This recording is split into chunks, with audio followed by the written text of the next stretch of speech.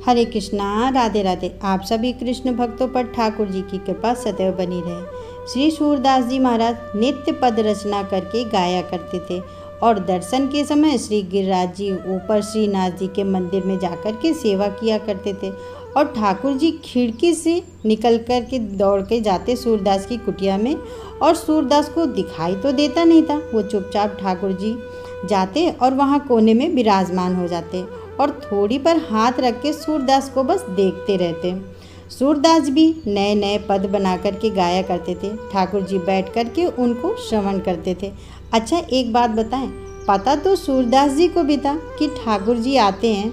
जैसे गोसाई जी आरती करके बाहर गए, कपाट बंद हुए, श्यामा श्याम दोनों अलग हो गए। किशोरी जी बोली, मैं सब सच्चाई बताऊंगी गोसाई जी को। बोली, क्या बताओगी? बोले, सब झूठ बोलते हो कि तुम मधुमंगल और श्रीदामा, मुझे सब पता है। तुम कहीं खिड़की से जाते हो किसी से मिलने के लिए और वो सब मुझे पता है। मैं गोसाई जी को बताऊंगी। ठाकुर जी श्री चरणन, श्री जी मान जाओ, मत बताओ।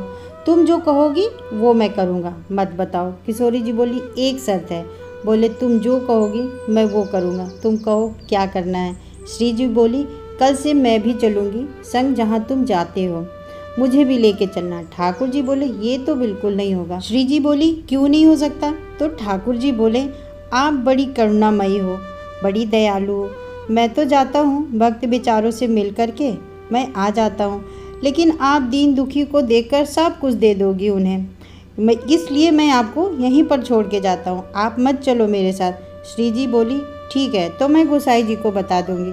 ठाकुर जी बोले, ना ले जाओ तो गोसाई जी को बता देंगी और गोसाई जी को पता चल गया तो मेरा आना जाना रुकवा देंगे। तो ठाकुर जी बोले, ठीक है, मैं आपकी एक शर्त मानूंगा, आप भी मेरी एक शर्त मानो। बोली, हाँ कहो क्या?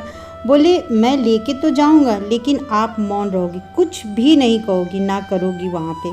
श्री जी बोली, ठीक है, कुछ भी नहीं करूँगी। ठाकुर जी बोले, मुझे आप पर भरोसा नहीं है, जरा भी आप बाहर निकलोगी देखते ही ऐसे लोगों को आप पिघल जाओगी। बोली, नहीं, मैं बिल्कुल ऐसा नहीं करूँगी, मैं बिल्कुल आपकी जैसी ही रहूँगी, जैसे जाऊँगी वैसे ही वापस आ जाऊँगी। ठाकुर जी बोले, ठीक है। दूसरे दिन ठाकुर जी श्री जी को लेकर के गए। कैसी कैसी कृपा सूरदास पर।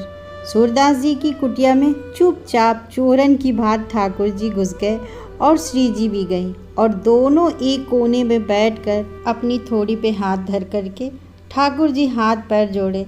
रोना मत, भावुक मत होना, ये कुछ भी गाए, ये कुछ भी कहे, तुम बस रोना नहीं, चुप रहो, मैं बैठी तो हूँ, सुन रही हूँ बस। जब सूरदास जी ने गाना प्रारंभ किया, ऐसे गाना प्रारंभ किया, श्री जी तो भाव विभल हो गई, नेत्र सजल हो गए। श्री जी ठाकुर जी से बोली, सूरदास जी को नेत्र दे दो। ठाकुर जी ने कही, मना करा था ना, ये सब नहीं होगा, ये सब नहीं करना है। अच्छा ठीक है, कोई बात नहीं। श्री जी समझ गई कि ठाकुर जी तो कुछ भी नहीं करेंगे, मुझे ही कुछ करना पड़ेगा।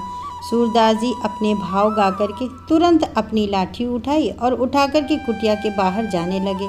तो ठाकुर जी बोले, चलो श्री जी, अब समय भी हो गया है, अब हम भी मंदिर चलते हैं। गोसाई जी भी अभी कपाट खोल देंगे, आरती होगी तो हमें भी व्यवस्थित होना पड़ेगा।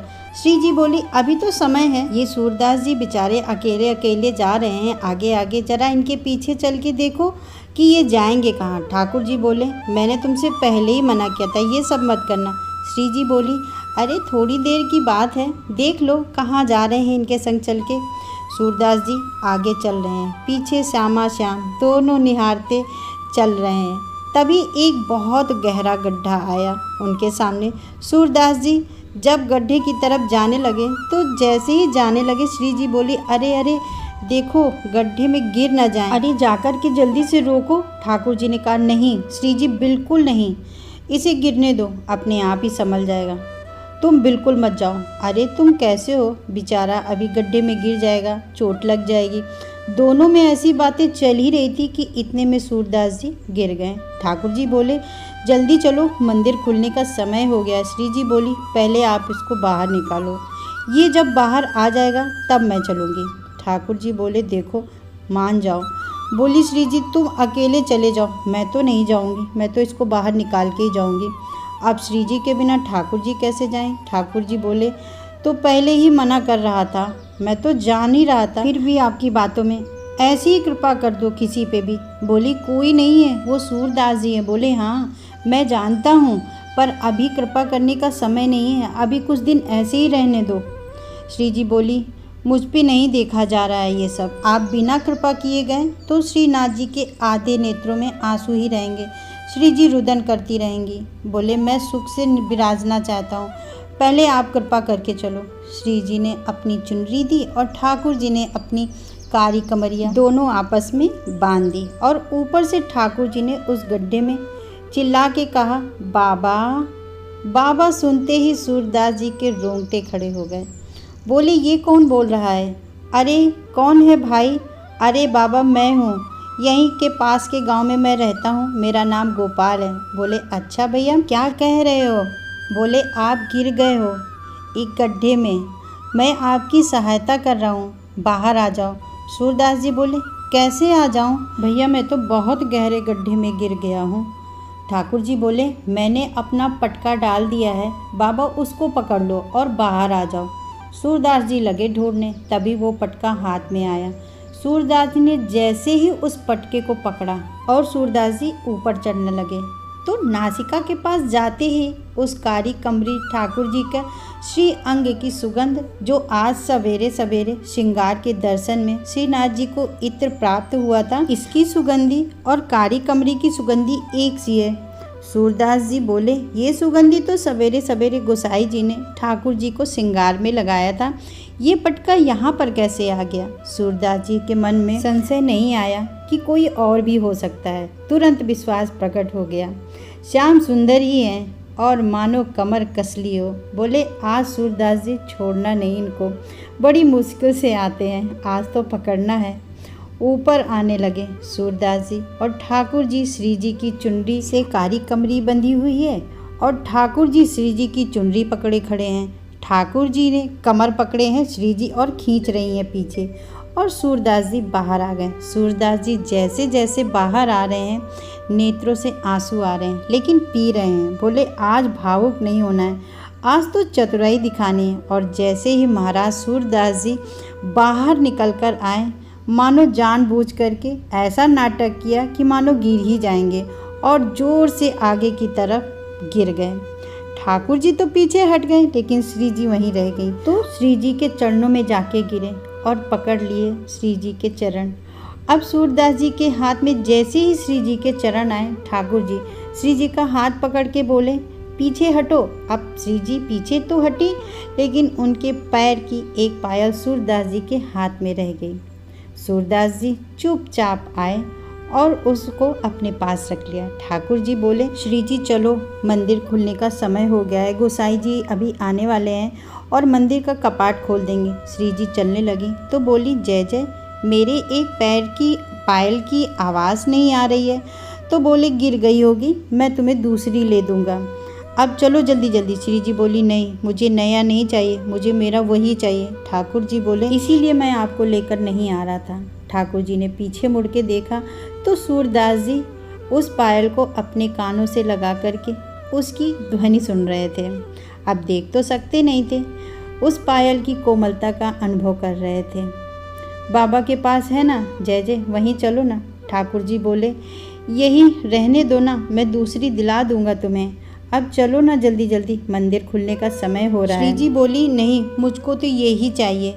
बाबा हाँ भैया कौन? बोले मैं गोपाल, अभी मैंने आपको बाहर निकाला ना। अच्छा भैया कहो क्या बात है?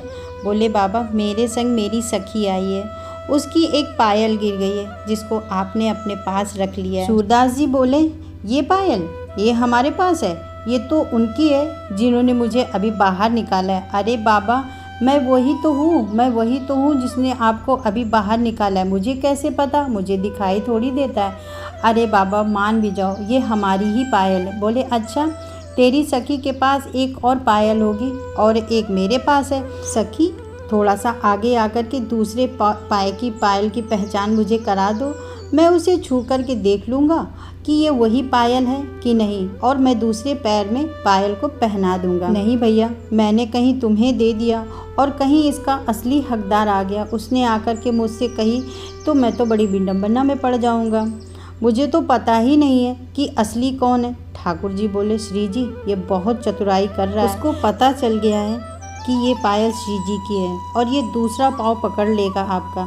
श्री जी बोली, पकड़ रहा है तो पकड़ लेने दो, लेकिन आज ये पायल मैं लेकर ही जाऊंगी। पायल के प्रति थोड़ी आसक्ति है श्री जी हमारी, उनका तो जब से दृष्टि उन पर गई है सूरदास जी के पर, तब से वो इसी चिंता में है कि इस पर कृपा मैं कैसे करूं। श्री जी आगे बढ़ने लगे। ठाकुर जी, श्री जी मत जाओ इसके पास, ये तुम्हारे पाँव पकड़ लेगा। श्री जी चलती जा रही हैं।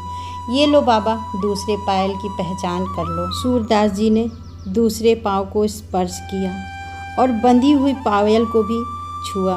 नेत्रों से आंसू बहने लगे। लाली, अपने पहले पाँव को आगे कर दो, मैं पहना देता हूँ।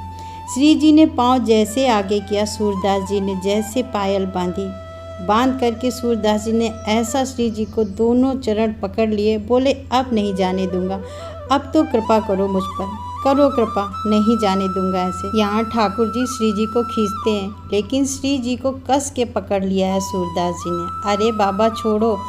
बोले, आज नहीं छोड़ना, बड़े दिन में हाथ आयो, 84 लाख में घुमा घुमा करके जैसे तैसे तो मैं सूरदास बना हूँ, जैसे तैसे श्री वल्लभाचार्य की मुझे शिक्षा प्राप्त हुई है, अब नहीं छोड़ूंगा, अब तो जय जय कृपा करो।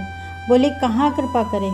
बोले, जीवन में मैंने आपसे कुछ नहीं मांगा, लेकिन आज मांग रहा हूँ। ये 2 आँखें, इनकी मुझे कभी अभाव नहीं हुआ, कभी महसूस ही नहीं हुआ कि मुझे क्यों नहीं दी। बहुत कृपा की ठाकुर जी ने जो मुझे नहीं दिया, लेकिन आज पहली बार ऐसा लग रहा है कि काश मेरे नेत्र होते तो मैं दोनों युगल जोड़ी के दर्शन कर लेता। सूरदास जी ने तो कहा ही और श्री जी ने तो अपने हाथ भी धर दिए। बोली, बाबा आंखें खोलो। ठाकुर जी कह रहे हैं, अरे मुझसे पूछ तो लो। तो फिर किशोरी जी कह रही हैं, पूछना चलता रहेगा, ये सब होने दो। बाबा ने आँख खोली। सूरदास जी जीवन में अपने पहली बार कमल नयन बिल्कुल ठाकुर जी जैसे प्रदान कर दिए श्री जी ने। सूरदास जी ने जैसे ही नेत्र खोल करके देखा, सूरदास जी पर बड़ा अनुग्रह किया ठाकुर जी ने। अनुग्रह करने के बाद में सूरदास जी खूब रज के दर्शन किए। सूरदास जी दोनों जैसे युगल जोड़ी जाने लगी। सूरदास जी बोले, जय जय, बस एक कृपा और करो। बोले, क्या। ये जो 2 नेत्र आपने मुझे प्रदान किए हैं ना, इनसे मैंने आपके दर्शन कर लिए। अब ये नेत्र मुझसे वापस ले लो, मुझे फिर से अंधेरा बना दो। बोले, क्यों। बस आप दोनों बस गए, आप दोनों मेरे चित्त में विराजे रहो, बाकी संसार में मुझे किसी और को नहीं देखना है, फिर से मुझे अंधा बना दो। बोलो, भक्त वत्सल्य भगवान की जय। चलती हूँ। राधे राधे।